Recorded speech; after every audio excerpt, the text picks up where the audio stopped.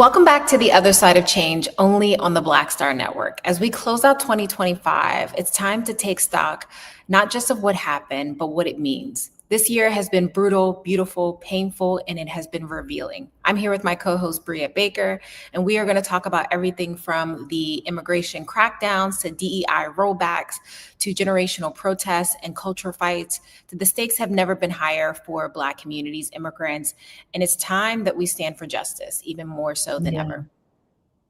And this recap that we're going to do is more than just the headlines. These stories show patterns, attempts to erase, to silence, to rewrite who belongs in America and how people continue to resist. So today we're walking you through the major moments of 2025, those flashpoints, the fights, the movements, and we're asking ourselves and you, what does this year tell us about where we are and where we go from here?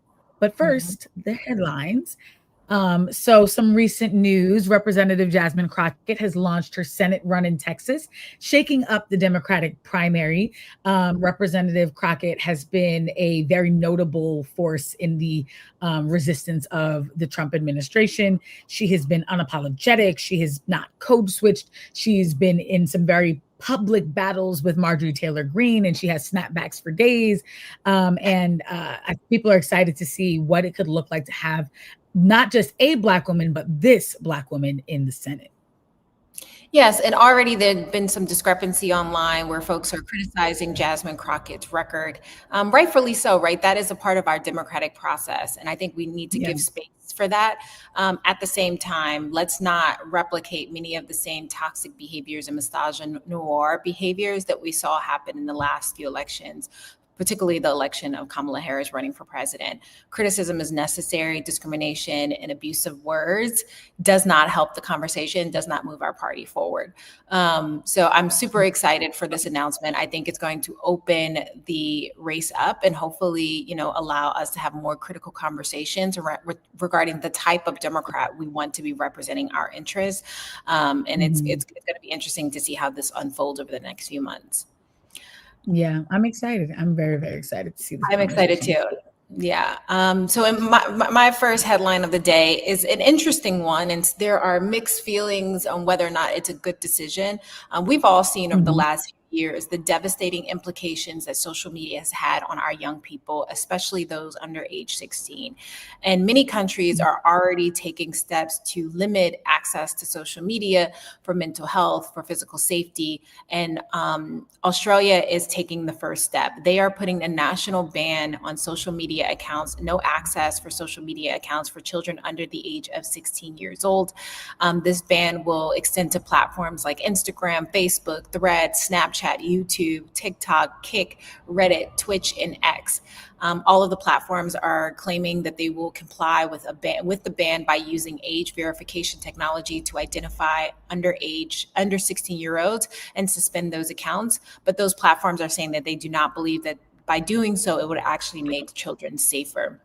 That's up for debate. What I will say, it's interesting to see a country actually taking active steps to see the problem, which is social media, right? Social media has had mental and physical effects on adults, right? And at least taking the first step to see whether or not how this could impact students' learning, students' ability to function and find some sense of self without getting on the internet and being criticized or being targeted by bots, digital bullies, or predators.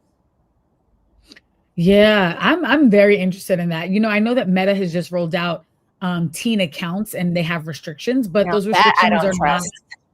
Yeah, I don't trust it either. And that's why I'm like, honestly, I think that the removal of access is the right move. I saw that there was one investigative report about how effective those teen accounts were.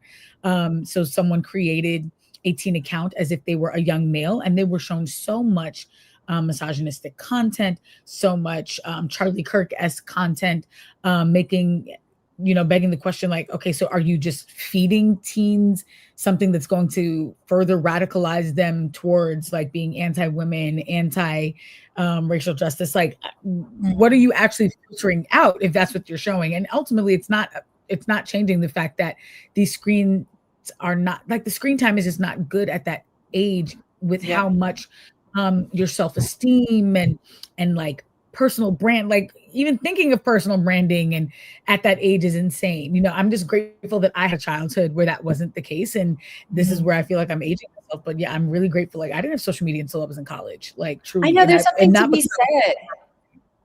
There's something to be said though about that period of time. It was so nostalgic to think about how like in order to like figure out what was going on with your friends, you actually had to call them. You know, you had to go see them. You had to go sit with them in the cafeteria. You had to go to their house and like sit on their floor or sit on their couch. And I think that has been such an indicator of how far we've removed ourselves from building community with each other, because we feel like if we see their updates on Instagram, we know exactly how their life is going. But Instagram, social media is such like a highlight reel of people's lives. I also think it's important to note that the ban in Australia does not include apps like Discord, GitHub, Google Classroom, Lego Play, Messenger, Pinterest, Roblox, STEM and STEM chat, WhatsApp, and YouTube Kids.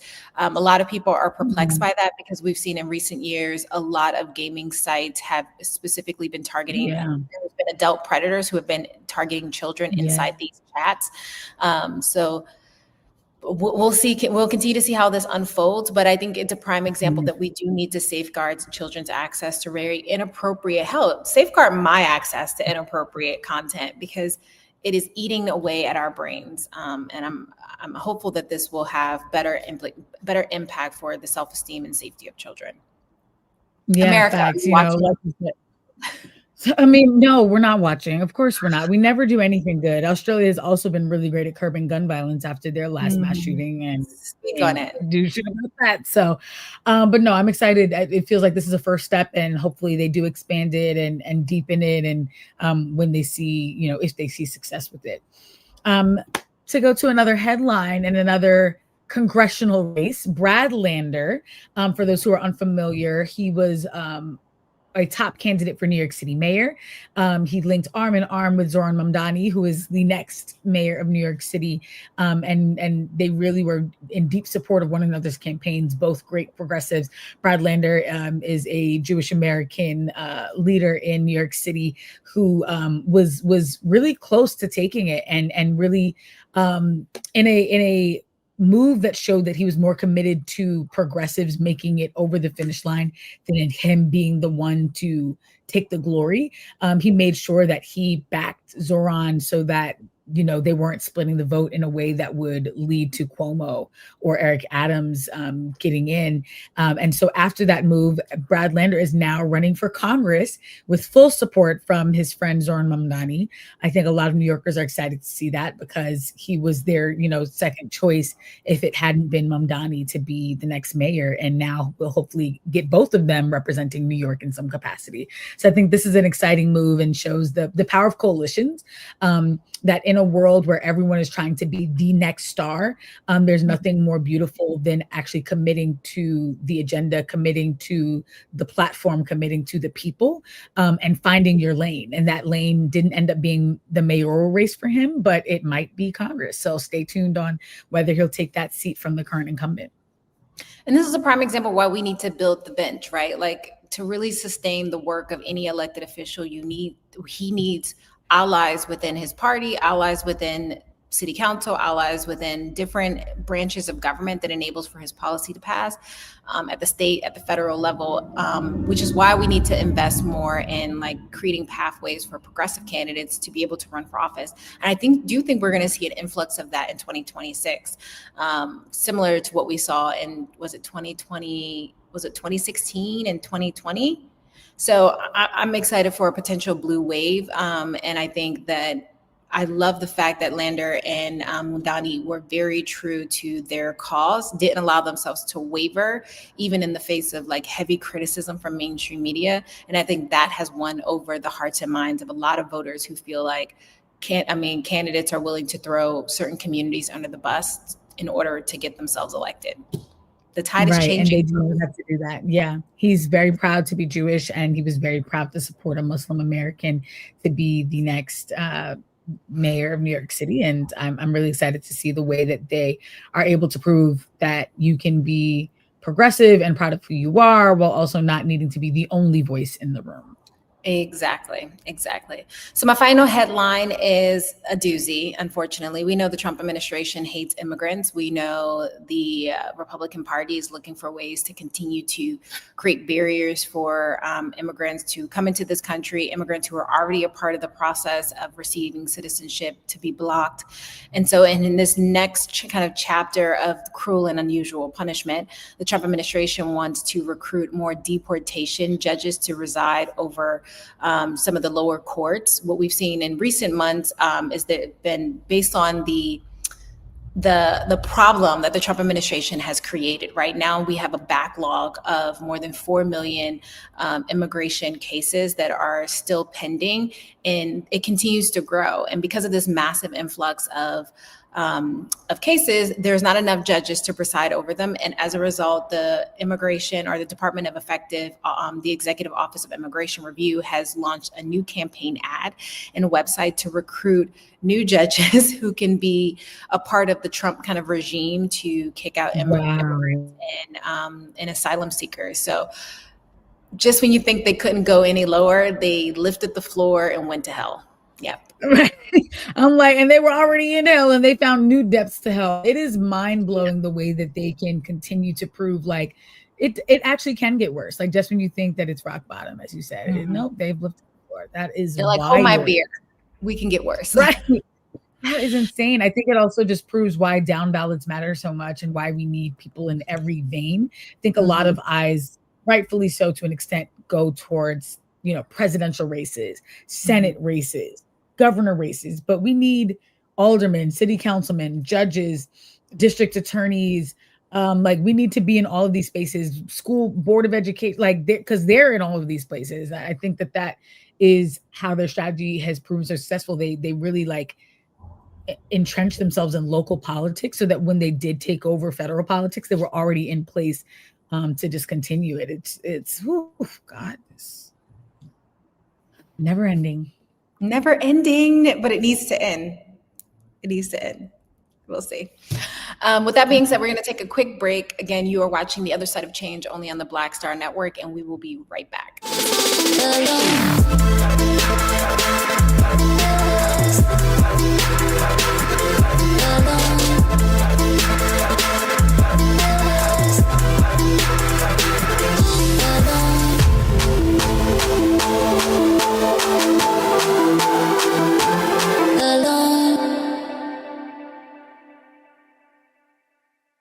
Hello, I'm Isaac Hayes III, founder and CEO of Fanbase, and I'm here with a very important message. We are at a turning point in the Black community where we must have equity in the apps we use that scale to billions of dollars. But this time, we own the infrastructure, we own the culture, and we shape the future. And Fanbase is the future. Fanbase combines the free functionality of Instagram, TikTok, and YouTube into an all-in-one platform built for the evolution of social media and monetization. With over 1.4 million users, that's real proof that we are shifting the conversation of tech ownership and equity for creators. So right now, I want you to go to startengine.com/fanbase and invest today. The minimum to invest is $399. That gets you 60 shares of stock in Fanbase at $665 a share. This marks a turning point in Black ownership of social media. If we don't take this opportunity to own social media right now, we will always be customers to our own creations. And that can't go on. So once again, go to startengine.com/fanbase and invest today. We must own the platforms where our voices live, our stories matter, and where our culture drives the world. Thank you.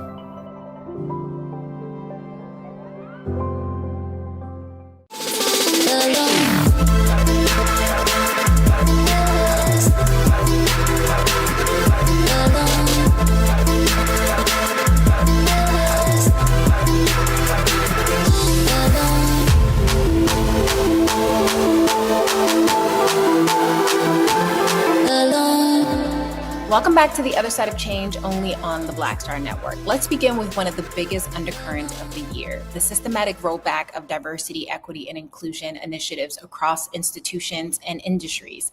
From federal agencies to universities, corporations to nonprofits, 2025 became the year DEI went under siege. Yeah, this past December, a class action lawsuit was filed challenging the mass dismissal of federal employees working in DEI roles under the new administration's purge. And things have only gotten worse. I mean, Reuters had sort of reported on the fact that there are workers who were tasked with protecting civil rights, advocating for racial equity. They've all been boxed out, scapegoated, and fired. And we've seen that all year long. Yeah, and as I mentioned, it's not just the government. Major law firms are quietly scrubbing DEI language from their website, rebranding their programs, or shuttling diversity initiatives entirely, all less than a year into 2025. So the Guardian also has stated that meanwhile, universities are also shutting down student magazines and ethnic study programs under the anti-DEI pressure. That was also highlighted in Politico. And it's just like, what are y'all doing? And it's so frustrating because many of these programs, it took decades to get installed, and the type of damage that are being done within months. I don't want anyone else to tell me that progress takes time. Hello, because unraveling the progress happens in the blink of an eye, as we're seeing right now. It's really scary, and it's affecting real livelihoods. I mean, this isn't simply administrative housekeeping. It's a whiteout. It's the attempt to erase institutional memory, to undermine protection programs, to reinstate the status quo that was built on systemic exclusion. And as one recent report put it with the Center for American Progress, this push undercuts decades of civil rights gains and weakens structural protections for Black and marginalized people. And as you said, it's work that has taken so long to get across the finish line, and it's being dragged back. Yeah, and for people on the ground, students, workers, organizers, this means fewer protections, less representation, and more vulnerability, especially now when economic pressures, immigration crackdowns, and social instability are reaching new heights, and it is bleeding into each and every one of our communities every single day. We got work to do. We have Black-led nonprofits taking down certain words from their websites, which is like, oh, absolutely, yeah. You are complying in advance. I was about to say, we've said this phrase so much this year: complying in advance. There's so many companies and people with plenty of money who are doing that and absolutely don't need to. And then there's some who are doing it from this place of self-preservation of like, how do we protect these programs considering the lawsuits that places like Fearless Fund have had to undergo? The fact that affirmative action made it all the way to the Supreme Court just to be pulled back. Like, I mean, there are real fears here. These attacks on DEI are not just affecting jobs, even though that's dangerous all on its own. It's not just affecting representation and diversity, though that's dangerous all on its own. It's affecting real safety nets. It's affecting programs that, for literally you and I don't know if I'd be at a Yale University graduate had it not been for affirmative action programs that insisted that I have value and that I need to be considered. And these programs are being rolled back in the name of like reverse racism. And it's definitely very scary and very alarming. And to imagine what it's going to take to get these programs back in place and to undo the unraveling, right? Like it's just going to be so much work because it was already so much work to get it done in the first place. So this is, I would say the attacks on DEI is definitely one of the biggest moments of the year, and it's going to take a movement to address it. Yeah, and I think people think DEI only was affording opportunities for Black folks, but we're now seeing white women also are facing uphill battles and other immigrant groups. What's happening in DEI also was a precursor to the attacks that we are now seeing on immigration and deportation and the fear landscape that is being perpetuated by the Trump administration. And we're going to talk more about that in the next segment. We're going to take a quick break. You're watching On the Other Side of Change, only on the Black Star Network.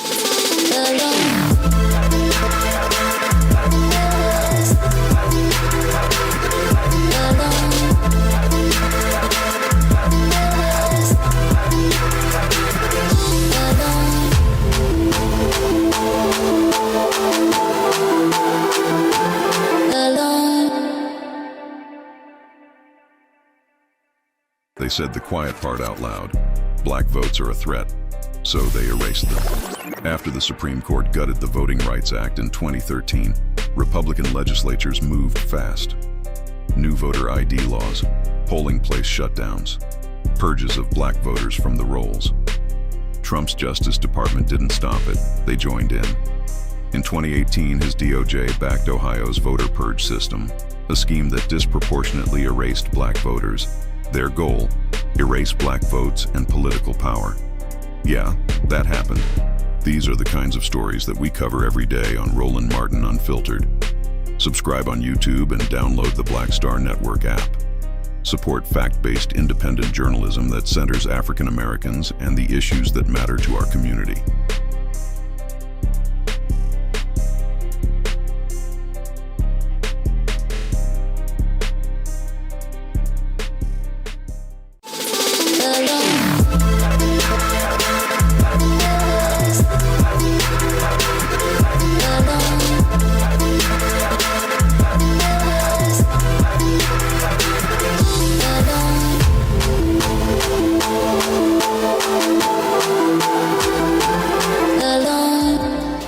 Welcome back to The Other Side of Change. We are going through some of the biggest moments politically, socially, economically of the year. And we just finished talking about the anti-DEI moments of the Trump administration. Now we are going to be digging into one of the most painful and urgent stories of 2025, which has been the wave of deportations, ICE raids, and aggressive immigration enforcement under the second Trump administration. In cities across the country, from New Orleans to Minneapolis to Los Angeles to Chicago, immigrant communities have lived in increasingly untenable conditions, and many others who are citizens but have been attacked, like Black Americans in Chicago, indigenous folks in the Southwest.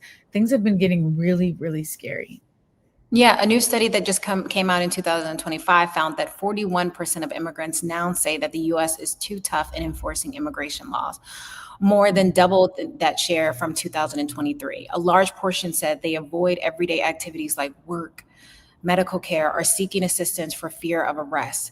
People are going without because they are fear of getting picked up while coming back from the grocery store, or being fearful of getting picked up while dropping their kids off for school. That is not just fear, that is an exile in place. Like, I get so emotional thinking about it because I've seen the videos of people being dragged out of their cars where their children are crying, or a woman being chased down the street as she's walking home from the grocery store. Like, this is the type of America that we've allowed to be created in our absence of advocacy. Yeah, 1 million.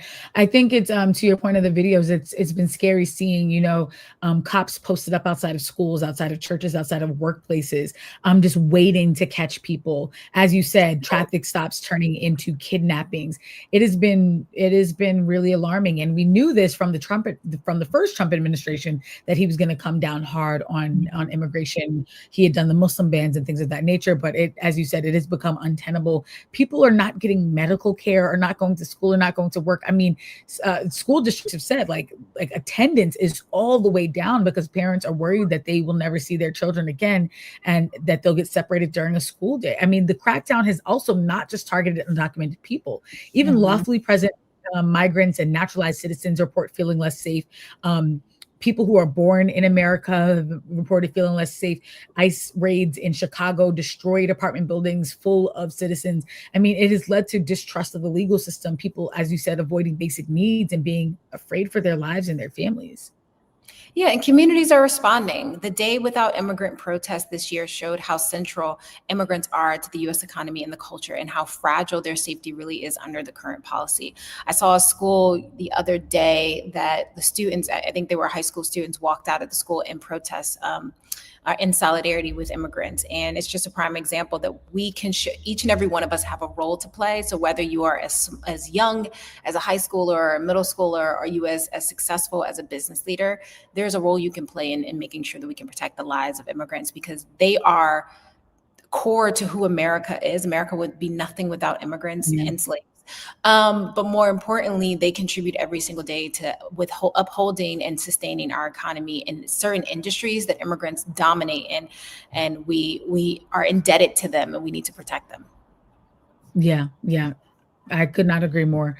As immigration enforcement ramps up, of course, economic instability is rising. We just talked about the DEI protections that are vanishing. I mean, the pressure on immigrant communities, specifically Black and brown ones, has just continued to intensify. And while there has been just really beautiful organizing and protesting being done. We absolutely need to see more. 2025 has shown that deportation is not just an immigration issue. It's a racial and human rights crisis, and one that we all need to make our voices heard on. So we could not end the year without underscoring how critical it is that we all stand for migrants, because if we don't, we're just sitting ducks waiting for our turn. So we're going to continue talking exactly about what's left standing and the continued attacks on civil rights just after this short break. Again, you're watching The Other Side of Change only on the Black Star Network.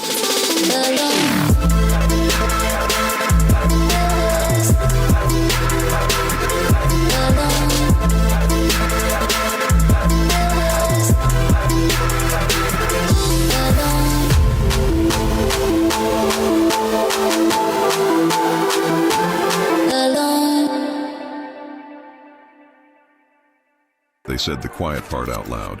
Black votes are a threat, so they erased them. After the Supreme Court gutted the Voting Rights Act in 2013, Republican legislatures moved fast. New voter ID laws, polling place shutdowns, purges of black voters from the rolls. Trump's Justice Department didn't stop it, they joined in. In 2018, his DOJ backed Ohio's voter purge system, a scheme that disproportionately erased black voters. Their goal, erase black votes and political power. Yeah, that happened. These are the kinds of stories that we cover every day on Roland Martin Unfiltered. Subscribe on YouTube and download the Black Star Network app. Support fact-based independent journalism that centers African Americans and the issues that matter to our community.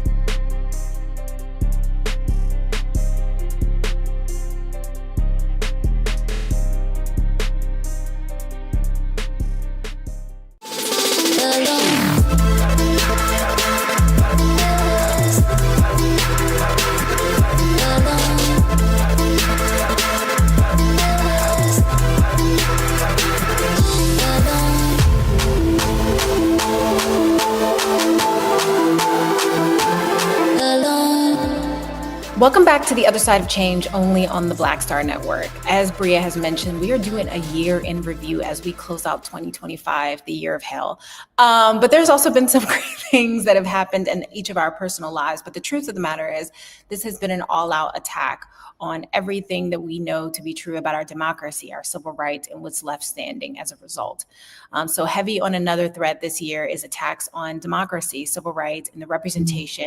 We talked earlier about the rollbacks of DEI and the gutting of civil rights enforcement, but also let's talk about voter suppression and economic sabotage.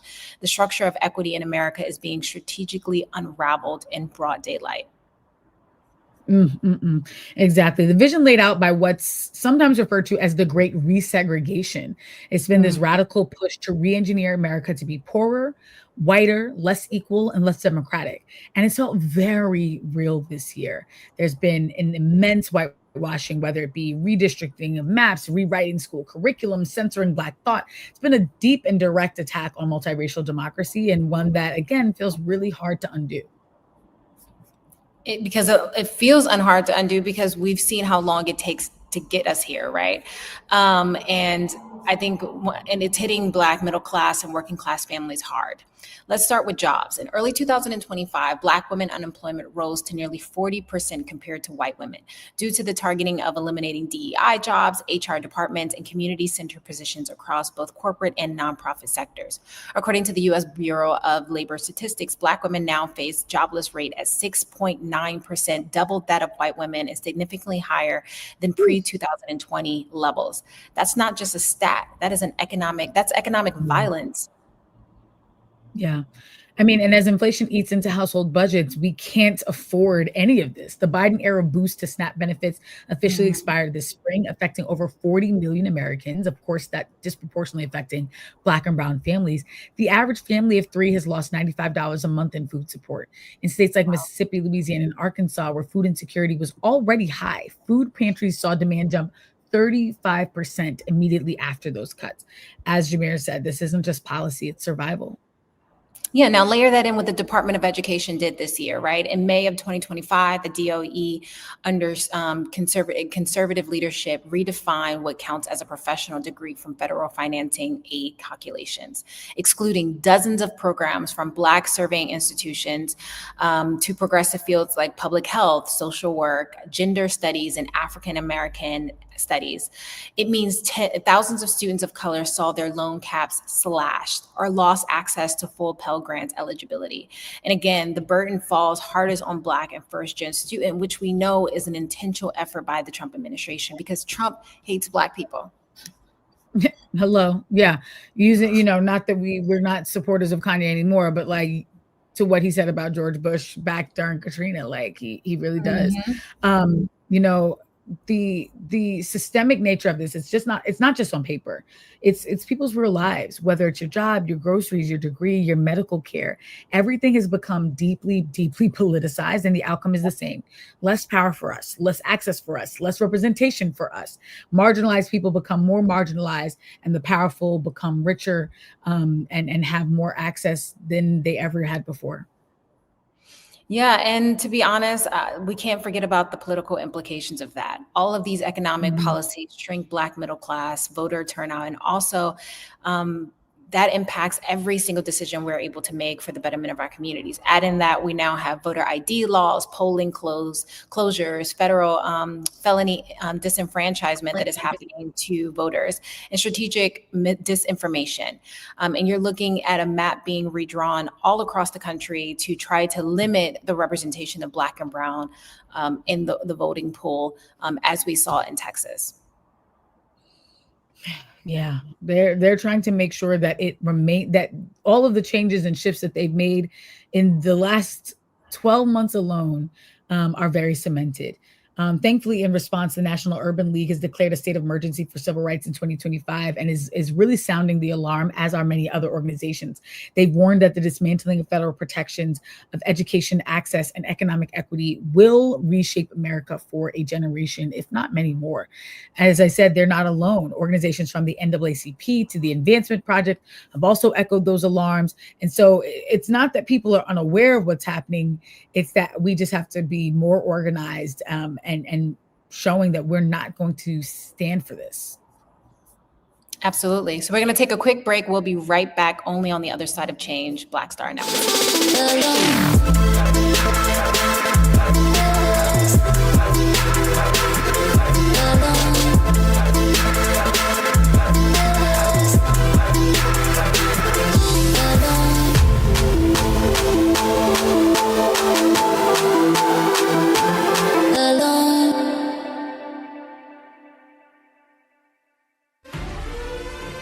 Violent white supremacy is, quote, the most persistent and lethal threat in the homeland. The greatest terrorist threat to the homeland is the homegrown violence stream, including hate crime committed on behalf of some kind of white supremacist ideology. They are coming after everything in Black America. MAGA and Donald Trump are specifically targeting Black America. They are going after the money.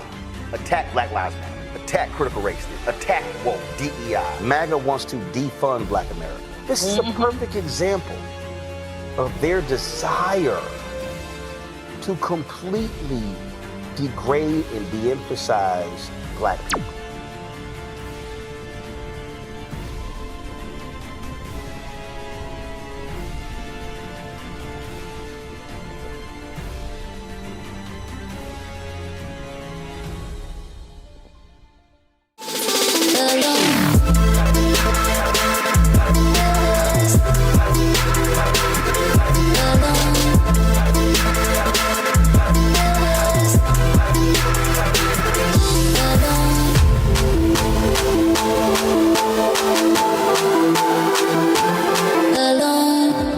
Welcome back to the other side of change, only on the Black Star Network. Of course, we couldn't talk about every single thing that has happened this year, but we wanted to highlight some of the most monumental things that have led to everything from the democracy being shifted, DEI, unemployment rates, but even more importantly, everything that is happening to our ability to even read, like book bans. So what does 2025 teach us as a community, as a movement, as a nation? First, power shows up not just through laws, but also through what we allow in the servicemen of our government. Who gets hired, who gets fired, and who gets protected and who doesn't. Yeah. And secondly, when immigration, employment, civil rights, and culture are all under attack, resistance cannot be one-dimensional. The problems are not one-dimensional, so neither can our fight in response. It must be economic justice, immigrant justice, racial justice, and cultural justice merged all together, intersectionally, community-centered, unapologetic. We need these coalitions. Yeah, and also we learned that even when institutions fail us, and they will time and time again, we still have agency. Our media, our neighborhoods, our network, our values, they're hard to erase, and more people are realizing this. This is why there's been a surge in mutual aid, in local organizing, and cross-community solidarity. Even local papers are coming back. So the final and most important lesson of 2025, the fight is never, ever over. Yes, 2025 was brutal, really brutal, but it also sharpened us. The threats are real, really real. The enemies are visible. The stakes, our lives, our futures are clearer than ever, but we have more fight left in us. And when we come back from the break, we're going to close out by reminding you exactly how you can do that, how we bring this energy into 2026, and we do not double down. We do not comply in advance. You are watching The Other Side of Change, only on the Black Star Network.